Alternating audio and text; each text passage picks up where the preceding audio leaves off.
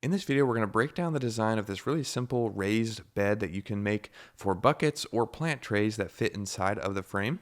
And this was shared a few years ago by Gary in our community. This is made entirely out of EMT conduit, which if you don't know, you can get in the electrical aisle of different hardware and home improvement stores. And then the connectors that we're going to highlight throughout the frame are from MakerPipe, which we manufacture in upstate South Carolina, and we ship them all over the country. You can also find them in some Do It Best and True Value hardware stores. I'll link a store locator down below so you can see if you've got some near you. But we're going to quickly break down the design so you can recreate this. I think it's a fantastic raised bed solution. As we can see here, he's got some plant trays in there, but he also realized that it works well for buckets too. So if you want to have a bucket garden, you can do that. Or if you have some trays that fit in here, and you can customize the dimensions of this exactly how you want. You could do less buckets on here. You could do more. You can kind of totally customize this based on what you need. And you can cut empty conduit with a handheld tubing cutter. And then assembling connectors, you just need a 5mm hex wrench. So it's really easy to put together and customize. And we'll kind of just go through and break down the design of this, and we'll talk about the connectors and different techniques. It's pretty simple overall. There's just 4 vertical poles that are,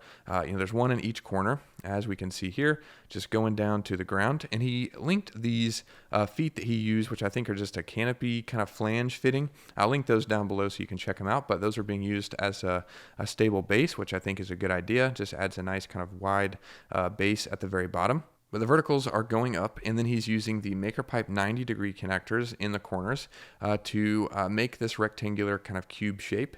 And the vertical pieces are terminating in the connector there, as we can see. And then he's got the piece of conduit going from front to back. And he's doing that exact same technique on the opposite end, and that's how he made this kind of rectangular frame. And it's a pretty common way to make cubes. It's just using the 90-degree connectors in corners. It allows you to do that and make kind of a 3-way corner connection, and you can make garden enclosures, desks, all kinds of stuff by using this technique. But essentially he did that, and he's got the 90s in the corners, and then in the middle of those connections he's got the piece of conduit going from one side to the other. And this is the part of the frame that's kind of corralling everything in place and holding the buckets or the trays, depending on which one you go with, and kind of holding those there. And then underneath that, instead of having a rung that goes from the front the same way it does at the top, he's actually got a rung going in the middle, and this is what's supporting the buckets. And so the way he did that was using the MakerPipe T connector.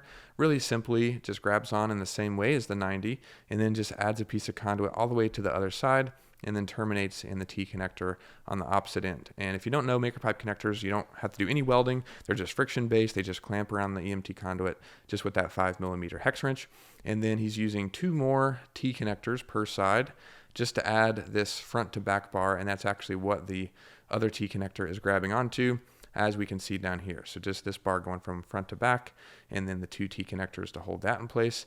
And then of course he's got that bar going from one side to the other. And it's easy as that to build this frame. And then from there you can add the trays. You can customize the dimensions with a handheld tubing cutter. Cut this exactly to the size that you want for the trays that you have or for the space that you're working in. And you can customize this really easily. You can use buckets as Gary highlighted here. And it's just a really simple idea and a great way for a raised garden bed that has some different functionality based on what you need. So really cool, Gary. Thanks so much for sharing this idea. Hopefully you found this helpful and inspiring for a build of your own. If you have any questions, feel free to leave those down below. Thanks so much for watching. I'll see you in the next one.